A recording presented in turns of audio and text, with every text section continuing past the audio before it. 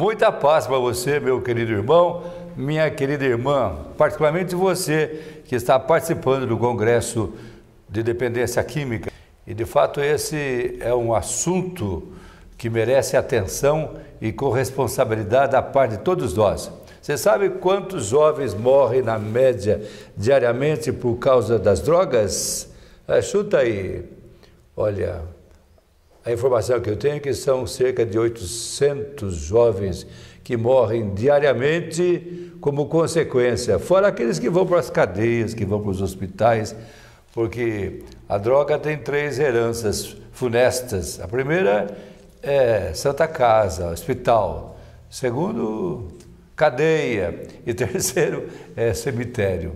Ainda ontem eu recebi a notícia que um dos conhecidos meus recebeu 10 tiros. Não deu tempo nem de respirar profundamente, que já estava assim vingado, porque ele também tinha matado o outro, né? Essa é uma notícia comum que se espalha no meio em que a droga predomina e dirige as nossas cabeças. Bom, no meio dessas pessoas, você sabe que eu também perdi 2 sobrinhos vítimas de droga, e eram de Piracicaba, de onde eu sou também. Aliás, nem disse meu nome, né? Eu me chamo Irineu Danelon e eu sou bispo da Diocese de Lins há 27 anos, mas de origem piracicabana. E esses meus 2 sobrinhos, não obstante estudar em colégio salesiano, que é um colégio da boa formação, tornaram-se vítimas de drogas. E um deles tinha o meu nome, chamava-se Irineu Danelon Sobrinho, mas com frequência o jornal tirava o sobrinho e ficava só o meu nome. Então ficavam telefonando: o que aconteceu com o senhor? Não foi comigo, né? Mas no enterro do segundo sobrinho, eu vi meu irmão tão desesperado, chorando sobre o caixão, que eu falei: essas coisas não pode ficar assim. Não tem nenhum corajoso que... Porque o mal está tão bem organizado, e cadê o bem? Então, nessa época, eu também era o bispo responsável, junto da Conferência Nacional dos Bispos, pela juventude, pastoral da juventude. Foi aí que me veio a ideia: será que sou eu que estou afobado, preocupado? Não. E no convite apareceram 72 pessoas, provenientes de todas as regiões do Brasil. E assim que começou, 15 anos atrás, né? E nós demos o nome de Pastoral da Sobriedade. Sobriedade é uma coisa ativa, porque se fosse assim, Pastoral da Dependência Química, já introduz o nome negativo aí. E sobriedade tem uma origem bíblica. Foi São Pedro quem por primeiro deixou escrito, dizendo assim: sede sóbrios e vigiai, porque o demônio, como um ladrão, está rodeando, rugindo, procurando a quem devorar. E ele consegue, viu? Ele é sabido também porque é muito velho, né? Então já passou muitas gerações e sabe das artimanhas. Então você não pode dizer assim: na minha casa não tem esse problema, nós estamos isolados, né? Como aquele que entrou numa casa e tinha assim um papagaio que dizia: não entre, não entre, não entre. Falei: ah, papagaio, vou ter medo de papagaio? Mas a hora que ele entrou, o papagaio começou a falar o nome do cachorro, e veio o cachorro e abocanhou, né? Quase sempre os primeiros convites não vêm pelo cachorro, vêm por algum amigo assim, falso, né? Você não experimentou até hoje, vamos lá, experimente. Vocês conhecem agora o crack, o que está fazendo no meio da juventude, né? Então, aí nós 72 nos reunimos e decidimos organizar uma luta favorável, que deu o nome de Pastoral da Sobriedade. Aliás, semanalmente, às sextas-feiras, toda sexta-feira, última sexta-feira, a gente tem um programa, já há 12 anos, na TV Século XXI, sobre esse assunto. E essa organização cresceu, se difundiu, e hoje nós estamos com 2.400 grupos de autoajuda espalhados em todo o território. E só no ano passado a gente pôde recolher o resultado de cerca de 70 mil jovens que foram recuperados, né? E é sobre isso, então, que a gente vai falar um pouquinho. Pergunta assim: como é que consegue? E a gente diz assim, tem muitas estratégias, mas fundamental mesmo é a espiritualidade. O que é a espiritualidade? É como se fosse assim o combustível que guia o nosso carro. Pode ser carro do ano, moderno, bonito, mas se não houver no tanque o combustível, ele não caminha. Então a espiritualidade é esse combustível que anima as pessoas, o combustível que vem de Deus. Deus não é, digamos, objeto do seu amor, ele é a fonte do seu amor. E disse, está escrito na Bíblia, que rios de água viva nascerão dentro do coração de quem ama. Então, não é uma poça d'água ou qualquer outro reservatório. Estando conectado com Deus, a gente recebe dele esse manancial de amor, que se dirige principalmente aos que mais precisam. E os que mais precisam são os que, às vezes, aparentemente, menos merecem. Bom, se você não acredita nisso, eu não posso provar, mas eu posso demonstrar pelos números e pelos testemunhos, milhares de pessoas, que de fato isso funciona, né? Se um grupo está baseado apenas em técnicas, as técnicas são muito humanas e muito pobres, né? Então nós temos dito assim, sem paternalismo, acreditamos que cada pessoa é o principal responsável pelo próprio êxito e pelo próprio fracasso, na medida que fornecemos possibilidades de se tornar assim alguém que é sujeito, né?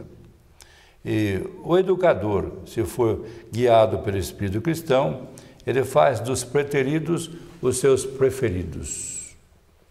Vou explicar. Preterido, quem que é uma pessoa preterida?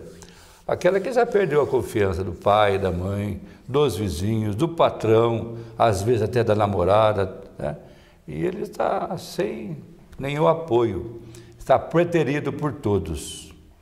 Então, no caso, se você for assim, desprezar as pessoas preteridas, você não tem assim, oportunidade de ir de encontro àqueles que mais precisam. Procure me amar mais quando menos mereço, porque é então que eu mais preciso. Vou repetir? Procure me amar mais quando menos mereço, porque é então que eu mais preciso. E quem consegue fazer isso? Aqueles que são discípulos do Mestre, que disse, eu vim salvar quem está perdido. Os bons não precisam de médico. Então, quanto mais perdido tiver uma pessoa, mais merece a atenção sua. E eu digo também assim, chamando para a responsabilidade de todos, deixar alguém morrer quando você pode salvar é tão grave quanto matar. Você não matou ninguém, né? Mas pode ser que você tenha sido omisso, omissa. O que é omissão? Deixar de fazer o bem enquanto está ao seu alcance. Se você, um exemplo assim, está com os seus amigos comendo pizza ao lado de uma piscina e cervejinha, né? E daqui a pouco você escuta um grito, socorro! E você sabe nadar, mas continua comendo pizza, daqui a pouco aquele fulano morre afogado e você cometeu uma falta chamada omissão. Deixou de fazer o bem que estava ao seu alcance. Você não fez. Então nós estamos sempre assim, convocando as pessoas para que se unam, porque o mal está muito bem organizado. Sabe qual que é a porcentagem dos municípios que tem problemas gravíssimos com relação às drogas? 95%. E o que acontece com os outros 5%? São mentirosos. Porque, na realidade, esse mal está espalhado não só pelo Brasil, mas pelo mundo todo. O mal está muito bem organizado. É preciso organizar bem o bem. Eu parabenizo na pessoa do Christian essa tentativa de ele organizar as pessoas para um congresso de dependência química, servindo-se dos meios modernos. O diabo trouxe uma coisa moderna e a gente precisa apresentar uma coisa moderna. E você que já comeu o pão que o diabo amassou, essa expressão existe, né? Já comi o pão que o diabo amassou. Como agora do pão que o Filho de Deus preparou, que é o pão da palavra, o pão do amor, o pão da Eucaristia, né? Quem é assim, eivado, quem já assimilou o amor, ele tem bem presente a parábola do bom samaritano.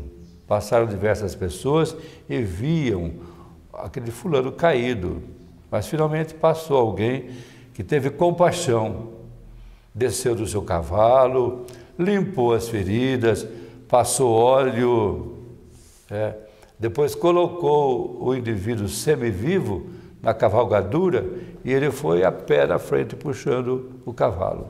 Levou num pronto-socorro, pagou as despesas e diz assim: tratem bem dele, viu? Quando eu voltar, eu pago as despesas que por acaso houver. E Jesus disse assim: quem foi que amou? Esse último. Vá você e faça o mesmo. Vá você e faça o mesmo. É o mandamento esse. E a gente não basta dizer assim: seja feita a vossa vontade, assim na terra como no céu. Qual que é a vontade do Pai? Que ninguém se perca. Não estou nem aí, o problema é dele. Então não adianta rezar o Pai Nosso, né? A espiritualidade nossa está baseada, em primeiro lugar, nesse amor que se chama misericordioso, ou seja, um amor que ultrapassa os limites de uma amizade, ou da filiação, ou da fraternidade. É um amor que é dirigido, como o bom samaritano, para as pessoas que estão na pior, sem esperar recompensa, que muitas vezes não acontecem as recompensas. Mas quem tem espiritualidade sabe que já ganhou tanto da parte de Deus que ele precisa distribuir um pouco do que recebeu. E até um copo d'água dado por amor não ficará sem recompensa. E que tal então alguém que dedica uma vida para salvar outra vida, 20, 30 anos? Pastoral da sobriedade. Nós temos, assim, além desses 2.400 grupos de autoajuda, também muitas casas de recuperação, e a gente usa, além das estratégias psicológicas, além dos remédios, a gente tornou-se, pretendo eu, especialista na arte de amar quem menos merece, porque são os que mais precisam. Finalmente, a gente diz assim, fazer uma comparação bonita. No tempo da seca, todos nós fomos experientes de seca, porque estava passando por essa situação. Acontecia que o ipê, florido, no meio do capim seco, o ipê florido, de várias cores ainda. E às vezes não chegava nem o pé do ipê, porque ele estava coberto assim. Por que o ipê floresce no tempo da seca? Porque tem raízes profundas. E por que você torna-se capaz de florescer diante dessa situação? Porque você tem raízes profundas. Você está conectado com o amor de Deus. Tempos atrás, um fulano aí, meu amigo, comprou um computador, a última geração. E lá tinha o livrinho, o guia. E ele foi seguindo, número 1 fez, número 2 fez, número 3 também, 4. Apertou, funcionou nada. Aí ele refez, número 1, número 2, apertou, nada. Aí chegou ali para atormentar um pouco o filhinho de 6 anos. Falei: o que é isso, pai? Isso aqui é um computador de última geração, mas não está dando certo, viu? Eu segui o manual, mas não conseguiu ligar. Aí o filhinho falou assim: eu posso ligar na tomada? Posso.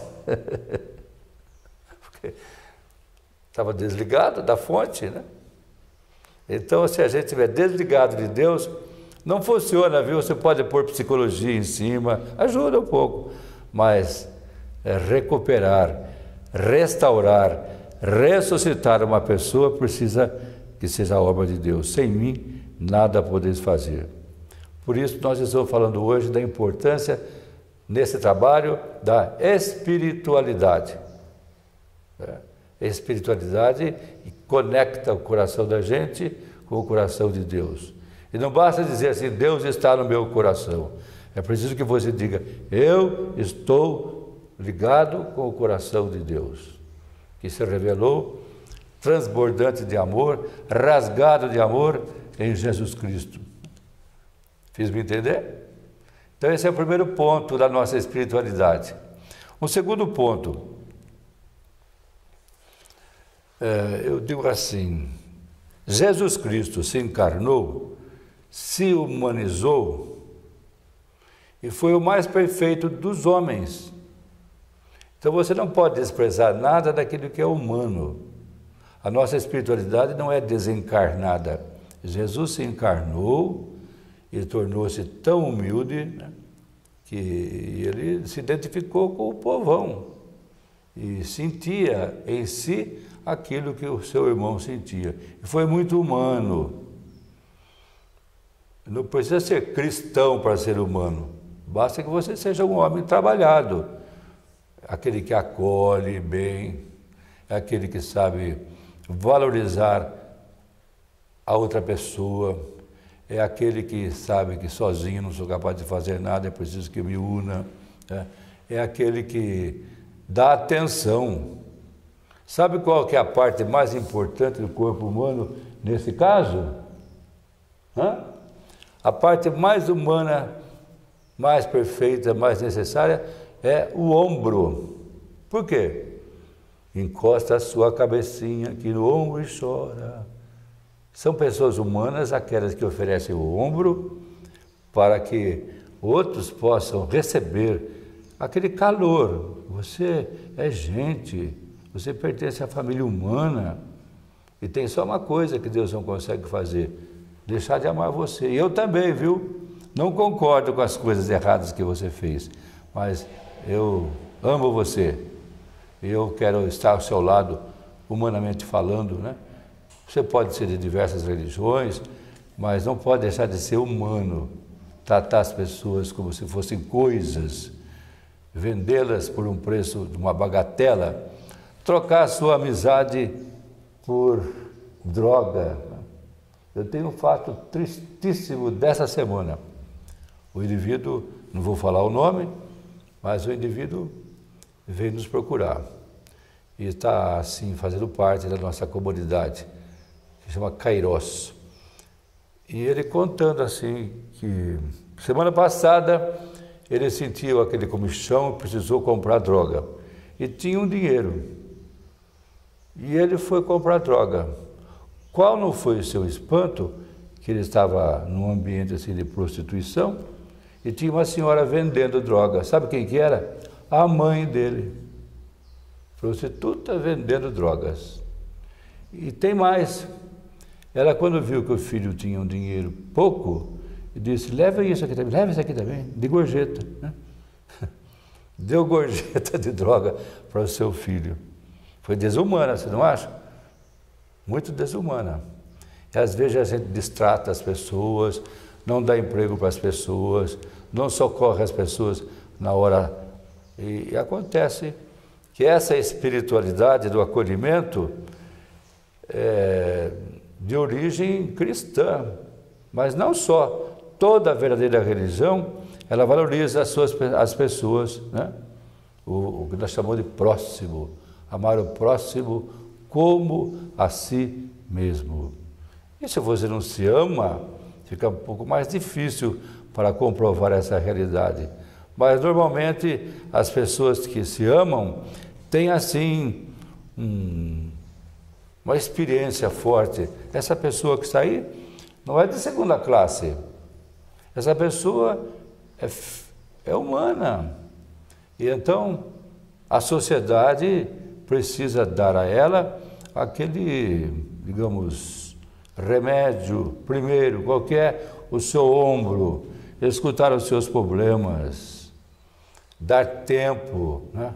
E assim a gente vai expondo a segunda raiz desse P florido, que é um humanismo sadio, não tratar ninguém como escravo, não tratar ninguém como objeto, como coisa, mas tratar com a dignidade de ser gente.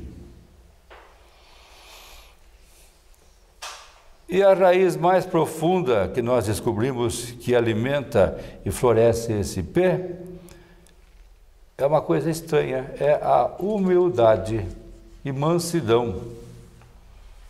Que já basta a polícia que bate, que xinga, que prende. Você não está no grupo desses policiais. Talvez eles precisem fazer isso de vez em quando, mas você não.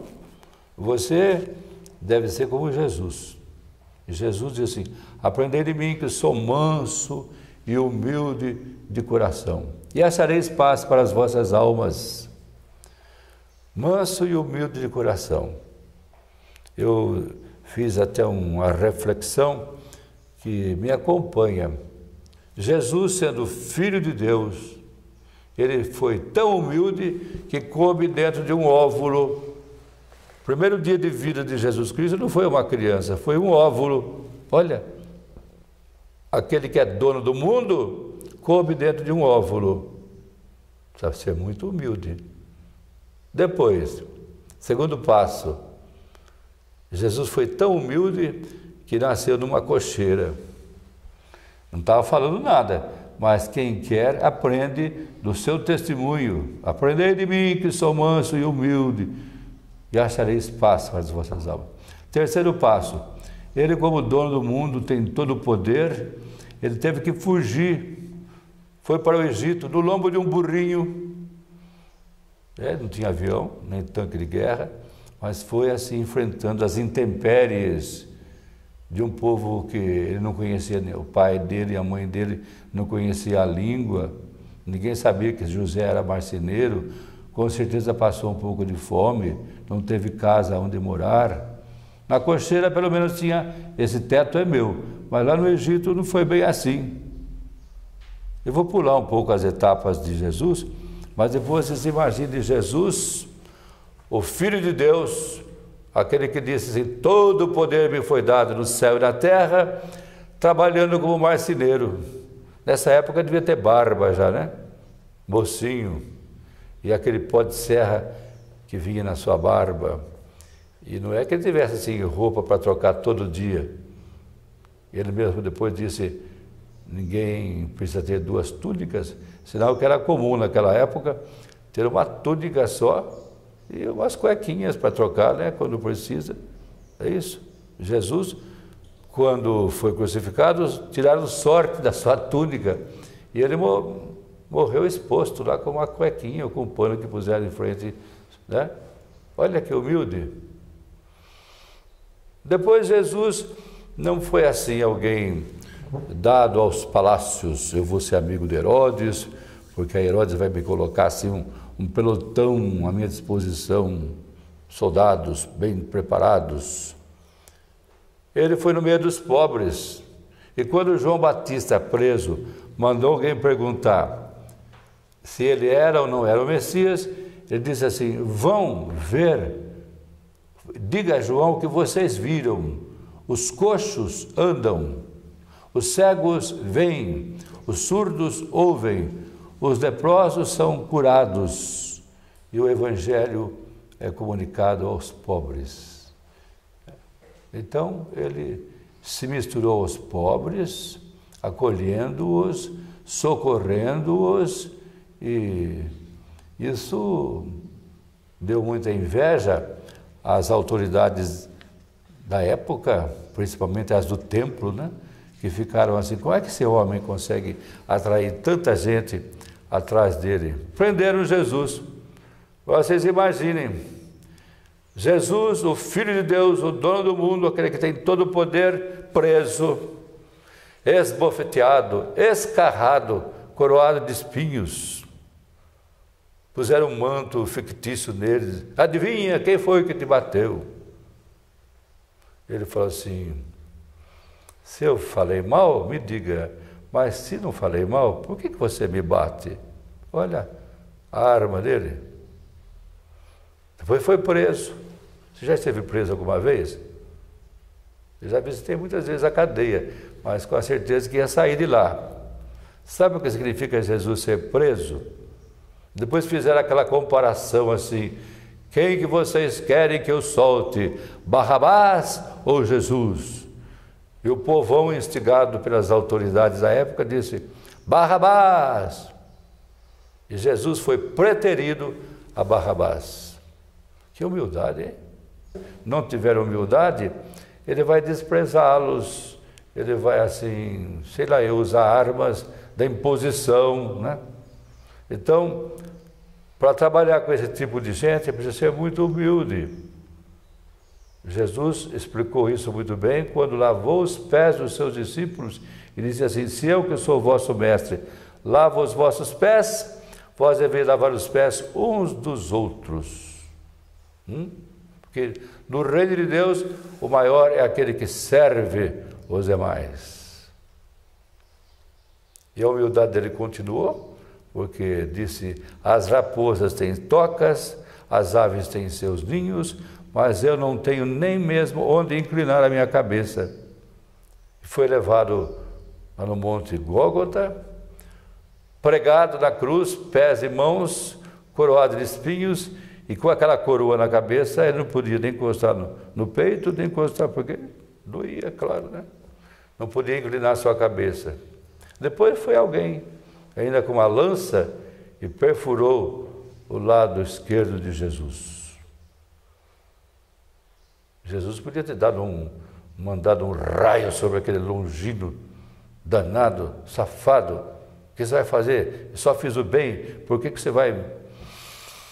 Saiu um pouco de água, porque tinha derramado sangue, sangue derramado por vós e por todos, para a remissão dos seus pecados.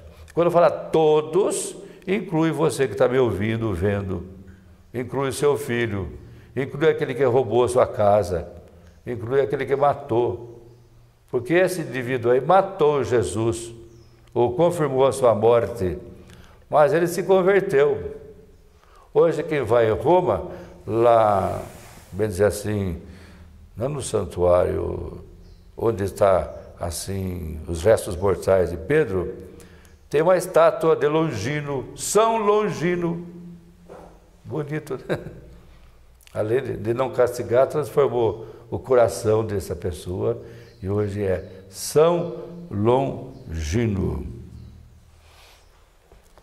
Bom, foi preso, esbofeteado, cuspido, preterido a Barrabás, açoitado, condenado à morte entre dois ladrões e morreu intercedendo, dizendo: Pai, perdoai-lhes porque não sabem o que fazem. Em instante algum ele rogou praga, mandou que um raio viesse destruir aquele povo todo. E tem mais, o último capítulo dessa emocionante novela. Não tinha um túmulo onde ser enterrado. E foi preciso aparecer José de Arimateia para lhe emprestar um túmulo. O dono do mundo não tinha um pedacinho para ele. Naquela hora não estava falando mais, porque já estava morto. Mas que atitude! Então, com tudo isso que eu explicitei, eu quero dizer assim, quando ele disse assim: aprendei de mim, que sou manso e humilde, é fundamental. Não fala assim: aprender de mim que faço milagres, aprender de mim que falo bem, aprender de mim que sei decorar a Bíblia. Aprendei de mim que sou manso e humilde, e achareis paz para as vossas almas. Nada funciona bem numa casa de recuperação ou no tratamento dos dependentes químicos se você for arrogante com os mesmos, falar palavrão para eles, xingá-los. Não, eles precisam do seu ombro.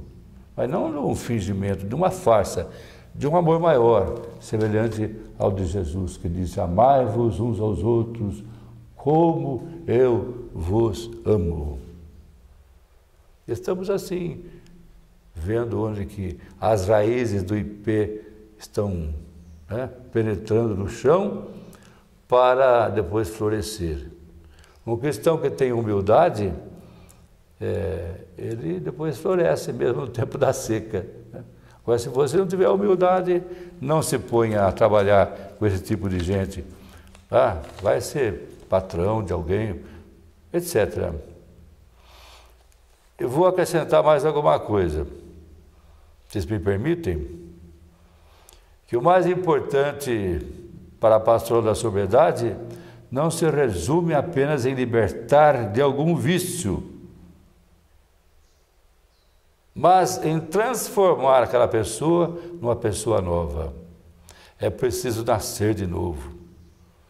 Eu gostaria de ter aqui milhares e milhares de jovens que passaram conosco na pastoral da sobriedade e que não só venceram os vícios, não bebem mais, não usam mais droga, mas são pessoas renovadas, batizadas, nasceram de novo, estão agora em função de um amor maior também. Foram objetos do amor, agora se tornam sujeitos, propagadores e contagiantes desse amor novo, convertendo-se. Libertar-se de algum vício, cultivar as virtudes e colocar-se a serviço e discernir: o que será que Deus quer de mim? Falar como Maria: eis aqui a serva do Senhor, faça-se em mim segundo a tua palavra. E depois possibilitou Maria dizer assim: o Senhor fez em mim maravilhas. Então, quando você for liberto das drogas, não pare, agora estou contente, estou bem. Não, assim, una-se a outras pessoas para fazer acontecer um trabalho organizado. No nosso caso, se chama Pastoral da Sobriedade, mas não é a única proposta. Tem tantas pessoas, vocês vão perceber pelo Congresso, tem tantas pessoas que se unem nessa tentativa de fazer o amor aparecer em grau mais profundo e que o IP floresça também no tempo da seca. Eu vou terminando por aqui, invocando uma bênção especial sobre você que está me vendo e me ouvindo e solicitando que não desanime, viu? Não desanime, porque Deus colocou você no mundo para que seja sal, fermento e luz. E ao mesmo tempo para que você seja um grande pescador. Farei de vós pescadores de homens. E quando você pesca um dependente químico e transforma a sua vida, você, diz a Bíblia, já garantiu a sua própria salvação. Eu sou o homem mais feliz do mundo porque estou com a salvação garantida. Não por pretensão minha. Tempos atrás eu estava indo para Mato Grosso e depois de Cuiabá a gente passa para Chapada de Parecis, se não me engano é esse nome. Lá tem o que se chama Paredão do Inferno. Mais do que paredão, ele fala Portão do Inferno. Porque do outro lado tem um precipício tão profundo que quem cair ali não tem salvação mesmo, né? Eu parei para verificar e passou um carro com dois senhores dentro, não muito velhos, e eu os cumprimentei e eles falaram: eu conheço essa voz aí, o senhor não é o Dom Irineu? Não tem como negar, sou eu mesmo. Eu quero agradecer aqui nesse local, porque o senhor me salvou do portão do inferno, através da pastoral da sobriedade. Eu era dependente, eu misturava bebidas proibidas com crack, eu estava no fundo do poço, mas através da nossa participação nos grupos, hoje somos outras pessoas. Dê um abraço e um beijo. Que você possa encontrar muitas pessoas que, no decorrer da sua história pessoal, possam abraçar você, beijar você, agradecidos, porque você não foi cego, não foi surdo, você deu atenção e você gastou muito do seu tempo para fazer entender que o amor vence. Tem só uma coisa que Deus não consegue fazer: deixar de amar você. Em vez de você, quando eu faço o treinamento, digo assim: diga seu nome. Tem só uma coisa que Deus não consegue fazer: deixar de amar o Irineu. O Irineu sou eu, vocês vão dizer o seu nome, vocês que estão me vendo, me ouvindo, né? Deus jamais deixa de amar você. E ninguém nasceu para ser escravo, ninguém nasceu para ser drogado, ninguém nasceu para ser dono dos outros. nascemos para sermos filhos de Deus, né? E herdeiros do reino. Desça sobre sua pessoa a bênção de Deus Todo-Poderoso, do Deus que é Pai, Filho e Espírito Santo. E eu quero agradecer publicamente a iniciativa do nosso amigo Christian. Olha, ele tinha essa ideia, mas não ficou só, plantou a ideia e com certeza ele e a Letícia estão dando o melhor de si para que esse congresso, que vai ser o primeiro, não seja o último. Parabéns, Christian, parabéns, Letícia, um abraço e um beijo para os seus 4 filhos também.